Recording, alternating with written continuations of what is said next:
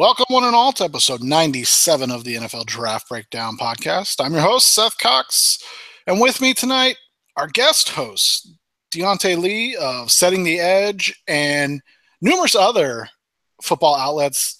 Diante, how are you, buddy? I'm doing well, man. Thank you for having me on. This is dope. Yeah, I'm excited. I've been looking forward to this. First, introduce yourself to our listeners. I'm sure a lot of people know who you are, but where they can find your information, your writing, everything you're doing right now. So this started for me independently. I have a blog called Coverage Check. It's a WordPress site, so that's coveragecheck.wordpress.com. That's kind of where I started doing some of the draft evaluation stuff, kind of asking some questions about the process, trying to figure out, how the community around the draft kind of aligns itself with those who work in front offices, what we get right, what we don't get right. Other than that, I'll do like some film breakdown stuff with Charles and Justice on Setting the Edge, and I just joined Inside the Pylon a few months ago. So I'll be working on the draft guide. I'll be working on the ITP draft guide, doing linebackers for them And this year. and you're an actual like football guy and a coach and linebacker coach for a varsity program. Like Right, you're an actual football nerd, like not just a guy who watches the watches the tape and then right, and then makes some comments. Like you actually do this for a job. exactly. I'm pretty intimately involved with this stuff. So that was my one of my reasons I wanted to get Deontay on here. The other reason, couple about a month ago, he wrote a great piece on Lamar Jackson, quarterback one of the 2018 NFL Draft, um, and it just it's one of those things where we've seen so much lately because of the prevalence of the spread offense. This idea, this notion that quarterbacks that are athletic can move and play quarterback um, are one read type guys. And Right, Justin and I talked about this quite a bit last year in the process. And the guy that we identified as the one read guy was actually Davis Webb, like right. the Cal Yeah, quarterback.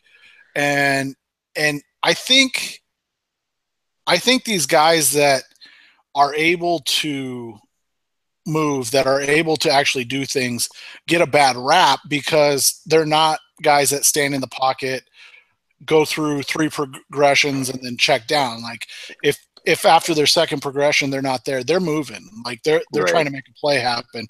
And I think to the football novice, but also to a lot of guys that don't actually know football intimately from the playing aspect or the coaching aspect, they don't know what they're talking about. Right. I 100% agree. It's really funny. Deshaun Watson and Lamar Jackson are both similar in some ways, but they come from different spectrums as far as like evaluating what offenses they're from. Like it was really interesting with Deshaun Watson because I was always making the argument that I think it was fair that Clemson's offense is a little simple, or really kind of trimmed down. But I think a lot of that had to do with tempo. And the argument I was always making with him was once you expand what the offense is capable of on a down by down basis, you'll really see what kind of quarterback he is, And it stunk trying to explain that to people, when all I really have to hold up as examples that people will buy into are the Alabama games, but I think that those are really good showings. Anytime they went empty, how many snaps they got off, how much they trusted him in the second half to really work through all the different pressure packages. That showed a different level to his game that people really weren't paying attention to before. And with Lamar Jackson, it's going to be a really interesting case because I think if we're still hearing about how the scheme is tailored to try to hide this guy's weaknesses, despite the fact that Bobby Petrino is a guy that's going to send all five eligible receivers out on routes and leave a quarterback kind of out there to figure it out on his own. If it doesn't work with this kind of multiple West Coast style offense with Bobby Petrino and Lamar Jackson, it's going to be really interesting to see what kind of quarterback prospect anyone's really pleased with as far as what kind of offense they come from and how they operate as a player. That's one of the things I've found interesting on that I feel like people are missing if they want to kind of what's the word I'm looking for? Like, if they have a problem with Lamar Jackson, I feel like it's more that we've seen too many successful college quarterbacks under Bobby Petrino Right, fail in the NFL, as opposed to the other arguments that we were seeing made against right, Lamar Jackson at this point, which is, that would be if I was somebody that was going to nitpick that, that's where I would go first. Is like, okay, I want to, Teddy's been good, but we haven't one, we haven't seen enough of him, right, and two, there hasn't been another successful, highly thought of, Petrino disciple yet. So that's where it comes down to for me. But right. when you look at Lamar, and you wrote a great piece, and I think that's the concept that so many people miss, and you kind of broke it down a little bit, but you talk about this multiple look West Coast style offense that Bobby Petrino runs. So it's a variation of the spread, but it's not an air raid. It's not, Right, it's not what Texas Tech is doing. It's not what Cal's doing with Sonny Dykes. It's not any of those things. Like, right. this is an NFL style offense, but instead of running it out of 12 personnel or 11 package or anything like that, you're running it out of empty, and you're running it out of four wide. Like, Exactly. you're doing it out of different things, and I think a lot of times that gets glossed over when you start with the breakdown of any guy, but especially Lamar Jackson. Exactly. And it's funny because I think that that should always be the starting point, especially with quarterbacks, is trying to get a really good understanding for exactly what the offense is asking for it's asking of its signal caller. And with how multiple Louisville is, that's why I'm like, he projects really well. I think if there was any kind of like or hold on, what's the word I'm looking for? Like a similar, any kind of like facsimile to that offense, it'd probably be what we see in Kansas City right now. You Yeah, know, that's what I was gonna say. That's the Andy Reid with Alex Smith type offense. exactly. Not comparing Smith and Lamar Jackson stylistic, Right. but that's the type of offense you would see, which is why, to me, and we weren't going to talk about this, but I think we can. To me, a fit would be with Kyle Shanahan, because he's a guy that understands how to tailor an offense to a quarterback, as opposed to trying to fit that square peg in a round hole type of thing. That's been the team that I've been circling. If there was a dream scenario for Lamar Jackson, would probably be in San Francisco. Talent aside, as far as pairing one head coach with one draft prospect in this upcoming draft, I can't think of a better fit one for the other than with how multiple Kyle Shanahan and how aggressive he wants to be, and with all of the athletic traits and throwing ability of Lamar Jackson. You know, And I think when you talk about that, that's one of the things that we've seen in recent years. And I don't want to call Jared Goff good now. Like, I'm not, like, I don't think the evaluation's over on him, but he is 100% a better player than he was under whoever the OC was for Jeff Fisher. Like, with Sean McVay there, all of a sudden he looks like a competent NFL quarterback. You look at what the Dallas Cowboys have done with Jason Garrett and Dak right, Prescott. Like, so much of it does matter to where these guys end up, as opposed to the, what happens with, for instance, I'm trying to think off the top of my head, like, for instance, coming to Arizona, like, he's Bruce Arians is not going to look for a quarterback like Deshaun Watson, a guy that maybe right, doesn't have the arm to throw those deep outs, and those flood routes that he likes to run, right, where he's asking him to push the ball down the field on 15-yard outs, right, from the pocket, mind you, not rolling the pocket, not doing anything with the pocket, just right. straight drop backs and make this throw. And and I think that is kind of what the problem is in the NFL at this point, is that there's too many coaches who good enough is probably too strong a word, but maybe are not comfortable in switching their offensive style in order to best benefit who they have under center. I totally agree. And it's really funny because we are in an NFL now where there is just more information and more proof that mixing up your offense is what's best for you. We've seen Bill Belichick incorporate the no huddle before. We've seen all of you. We've seen Gary Kubiak bend to the will of Peyton Manning and incorporate some different, more kind of pro style or spread style elements to his like Shanahan heavy, zone rollout based offense. And it's funny seeing all of these coaches that are still sticking to these really hard line size, talent measurable thresholds, and really missing out on prospects that if they were just willing to bend a little bit, you could make the argument that receiver for receiver, running back for running back, if everybody's healthy, a place like Arizona would be ideal for a guy like Deshaun Watson. And you wouldn't have to worry so much about your offensive line talent with the guy that can move around, you know? Right. And that's one of the things that, we were talking about before the show.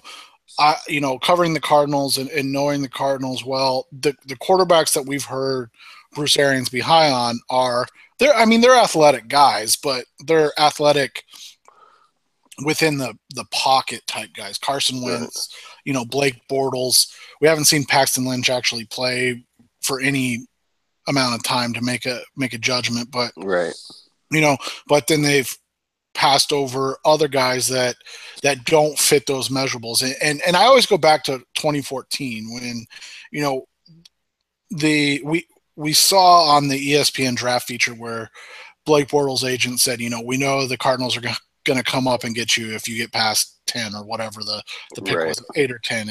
And then Arians after the draft said, there was only one franchise quarterback in this draft and he went before us. Well, it's not hard to see that only one quarterback was taken before their pick at 20, and that was Right. Blake Bortles. And you go back to earlier in that draft process, and Arians said, Bortles, Bridgewater, and Manziel walked into the room, and only one of them looked like a quarterback. And that goes back to what you said. Too often, it's not about what the player does on the field, but it's what the coach thinks they can do with them and what they look like from that, and they kind of miss the entire. It almost feels like they miss the entire scouting process because a guy doesn't meet the 6'3", 6'4", 230 threshold. Exactly. And then it just turns like with your scouting with your scouting model. Like at what point is your scouting model not working when you can't look past these measurable thresholds to see that a guy like Teddy Bridgewater coming out of Louisville and a guy like Blake Bortles coming out of UCF aren't even similar to me in terms of resume and ability and proven success. I don't know how you could look at those two and think that Blake Bortles was a quarterback in the room if you were going off of what you saw on tape, at least. And then that begets the question that you're an Eagles guy. You went through the Chip Kelly experiment. Did that experiment in the NFL, has that kind of forsaken the NFL from going to maybe a guy that's willing to go? I mean, you look at the resume of Chip Kelly quarterbacks, and there's nothing there about a prototype or anything. I mean, other than Sam Bradford, I don't even feel like he actually went after a quarterback that he liked. I think he just brought in guys and did what he could with them. I agree with that. And that was always the one thing that I was most kind of floored by with this tenure in Philly is that he never aggressively sought out to kind of stamp one guy as his dude outside of Sam Bradford, which I think for all things considered, I think he was having at least a decent year before the injury started to catch up with him and he couldn't finish the season. Um, but yeah, I think that, and I think as far as Chip Kelly goes, if that didn't work, In Philly, I can't even think of the next like hot college coach that an NFL team would be interested in, or even a process that Chip Kelly's that they'd be interested in. You know that it's going to be really hard to convince GMs to lay their neck out on the line for a guy like Chip, you know, or any hot name from college now.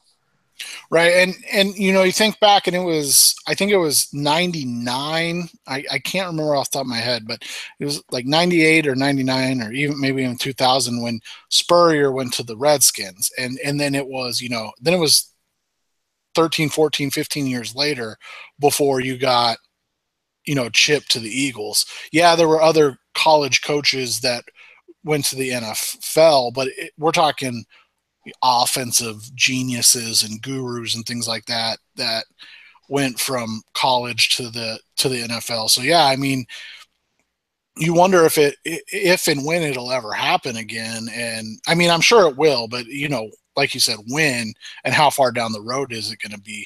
Because I mean, even like a Nick Saban, if you get Nick Saban, you're not getting Nick Saban because of his offensive prowess. Like, Right, and to that, Nick Saban's OCs are mostly NFL guys. So, right. so that is what it is. When you look at this quarterback class, we know about the hyperbole.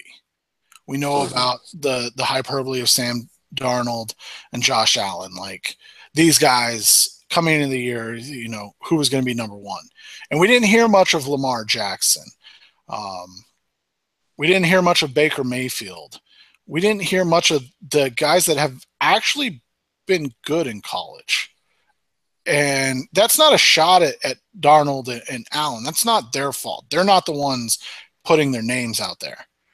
But is it because the NFL and the stereotypes that these guys were getting, pumped up by the media? I know that we were getting the anonymous executive said, right. I think it was Josh Allen, pencil him in at the top of the 2018 draft right after Yeah. the 17 draft ended. And but is that why? Is it the media playing into the NFL stereotype when these guys were hyped and now kind of overlooking still, in my mind, Jackson and Mayfield? I think so. And I think it kind of works on every side for those guys. For someone like Josh Allen, he comes off of a hot end to the year, a pretty good bowl game. And I think on the scouting side of it, or at least like the draft Twitter type of side of it, we're always kind of looking for like what's next, what people can get ahead of, you know? And I think that we started to see a lot of those stories come out about how Josh Allen's the next guy. And the same kind of deal with Sam Darnold. There's an electrifying Rose Bowl game. Everybody gets excited about that. Now he's a Heisman contender. USC is supposed to be a playoff contender because of his presence. And now people are talking about him being a franchise quarterback. You know, and I think that kind of all of those things, all of those factors kind of play into their profile getting a lot bigger. Whereas with a guy like Baker Mayfield, I don't think that it's odd to say because I think that usually we have conversations based on what guys can or can't do or what they have or haven't done. But guys like Baker Mayfield and Lamar Jackson, for whatever reason, have just never had that really large narrative push. You know, Lamar Jackson won the Heisman really not because of a narrative, but because he was kicking people's ass on national television, you know, at least in the beginning of the year, and then he tailed off towards the end. And the same kind of thing with Baker Mayfield. You know, there was really no narrative. They just went out and kicked ass. You know, they're a playoff team. That's just kind of what they were. You never really got a narrative because of it. So I wonder what it is that's kept them from kind of having their profile grow in the same way as those two. When I watched Jackson, and one of the things that you hit on in your article, but and one of the things Justin and I have talked about, kind of probably too much, but something I think is important to note. And a guy like Blake Murphy, who did scouting intern work in Mm-hmm. the Arena League, has talked about with us. Like one of the things that teams look for, that teams want to see, is improvement from year to year to year. And so when you look at Jackson, you see that improvement from year to year. From the completion percentage to what he's being asked to do, Right. this year more than last year even. And you look at it and you say, okay, that answers a lot of those questions. So then we're getting pushback about size, because I don't think there's as many questions right now about throwing ability or ability to throw the football. Because last year I think he was at 55%. That's still not good. Let's be honest. Right. So, Right. to see him up over 63% this year, that's what you want to see. Um, so with Mayfield, I feel like people are really afraid to take that chance on a guy that, is he going to be 6 feet tall? Um, what's he weigh? And then does his backyard style of play translate to the NFL? Like where, Right. going back to what we talked about earlier, what coach is going to allow him to be Baker Mayfield? Because like Right. if you try to bring him in and put him into an offense like the Arizona Cardinals, like is that really going to be successful? Probably Right. not. So, like, who's a coach that's ballsy enough to give him the opportunity to be himself? Right. Exactly. I was I was tweeting back and forth with John Ledyard about this about a couple weeks ago when we were talking about Darnold, and the point I brought up to him was I think that what we need to start doing is less about just hard evaluations and more about trying to find fits for guys. Like I think the greater conversation to have with all of these quarterbacks has more to do with what would be the best case scenario and what would be the worst case.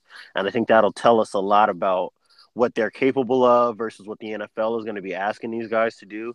Because I 100% agree. If Baker Mayfield ends up in Jacksonville, we can kind of chalk that one up as a failure almost off the rip, because I just can't imagine that Tom Coughlin and the coaching staff there would be comfortable with having a quarterback with his kind of playing style, with the way they want to play football there. On the other hand, if he ends up with a Kyle Shanahan, the same way we had kind of talked about with Lamar Jackson, I can imagine Kyle Shanahan being flexible enough to say, there may be some things I don't like, but the things I do like, I'm very excited about, and I'm willing to kind of mold the direction we have as a franchise around what we think you can do as a quarterback. So I took some heat, but I don't really care because that's half the fun is getting these takes off. But I took some Right. heat for my comment about Darnold on, I think it was Friday night when they played when they lost to Yeah. Washington State. Right. And I called him, and I've said this to Justice and Justin in our group text for a couple months. Darnold reminds me Mm-hmm. of Blake Bortles. Like that's who he reminds me of. Like his highs are really, really high. Like his highs are really good. But when he's not Mm-hmm. in rhythm, when he's off, you're like, man, like what did anybody see in this guy? And Yeah. and that's and he is a nice athlete. Like he's not going to be a guy that's going to test like as a 4.6 guy. But he's a guy that can Right. move a little bit and keep plays alive and stuff like that. Now, when you look at like a Josh Allen, if you had to compare him to somebody, who would you compare him to? Because I've seen crazy things comparing him to like Brett Favre and things like that, and I'm like, all right, I don't understand what you're seeing. So, like, what would you say is a comparison for Allen to you? This is probably going to sound like an insult, but I feel the same way about him that I felt about Paxton Lynch. And that's really just like, I can't even think of like a starter type guy that I would really kind of align him with.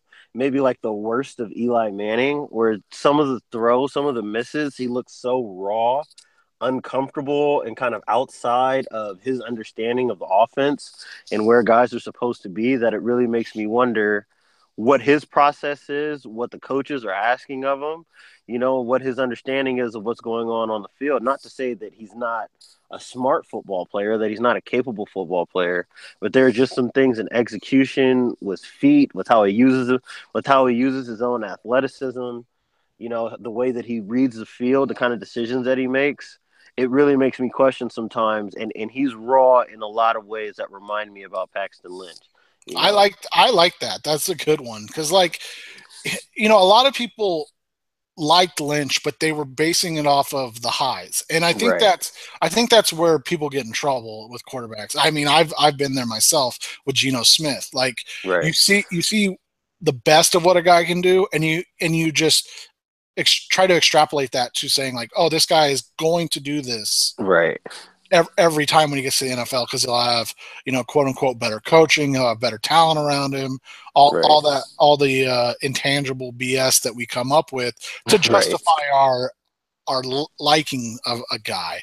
So yeah, I like that Lynch because it does make sense. Similar thing like athletic, big, good arm, but yeah, you like for 50% of the throws, you're like, whoa, what did you see? Like, Exactly.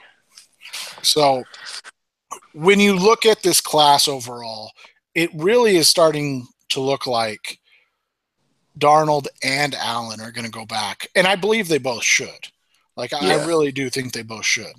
Yeah. So, what is this class if it ends up being Lamar Jackson and Baker Mayfield coming out? Like, is there going to be enough pub, or are we going to get it just like this year's class where people are saying, oh, this is a bad class, don't waste a pick, and then NFL teams like them, and then you get a Deshaun Watson type start from one of these guys? Is are we ever gonna smarten up from that, or how many years of missing on guys is it going to take before we get it? I'll just say I don't think that this is a year where that gets fixed. And in fact, I think if I'm a team like San Francisco, maybe, I'd be more than happy to see ridiculous negative press clippings come out about those two quarterbacks if they end up being the two lead guys in this class to see if you can sneak back and maybe get a little bit of extra value on your way to picking those guys. But yeah, I think if those are the two lead guys, I can't imagine that there will be much noise about teams spending top 10, top 5 picks on them, unless a team is absolutely desperate, because I don't think there's going to be a consensus in the NFL that there are going to be enough teams to where if you're drafting in like the top 8, you feel like you've got to grab that guy right then or he'll never become available again. And that's the thing is, again, it's 3 games. We're not going to call a win on Deshaun Watson yet. Right. Just like we're not going to call a loss on Deshaun Kaiser yet after 4 games. Right. Although it doesn't look as good in Cleveland as it does in Houston. But Right. when you look at that, a lot of the times, and this isn't. I'm not trying to say like sources or anything, but like a lot of people I spoke with have said that they thought the Houston pick was coming from like the GM and the owner and not Bill O'Brien. Mm-hmm. But what have you seen out of O'Brien through 3 games? Because in that Cincinnati game, he 100% handcuffed Watson. Like Right. he, and I'm not going to blame him. It was a short week. His first start on the road on Thursday night. Like he wasn't about to give him the full expanse of the playbook Right. in game 1. But it seems like in New England, and then of course this week where they just absolutely blew Tennessee out of the water, that Right. he's kind of changed his work as as a coach and play caller. I would agree. I think that a lot of the design of the offense has kind of started. We're kind of starting to see Bill O'Brien evolve as a coach and as a play caller around what he thinks Deshaun Watson is capable of. And I think if you took the tape from the Cincinnati game and just went game by game, you'll start to see different formations, different personnel packaging, different motions, different kinds of protections and route combinations for him to work with.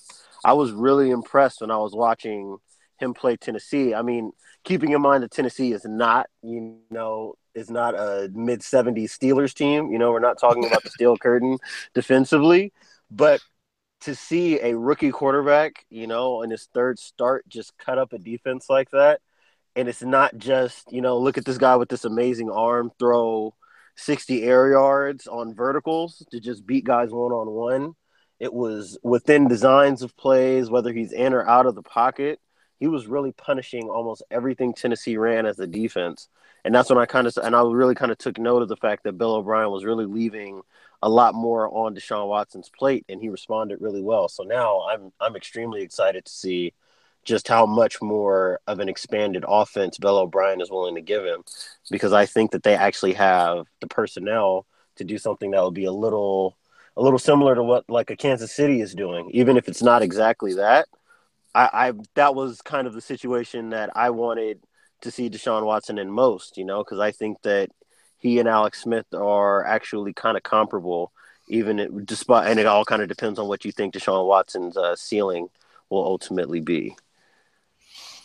Before we get out of here, why don't you remind everybody where they can find you on Twitter and your work? So my Twitter handle is Diante Lee _.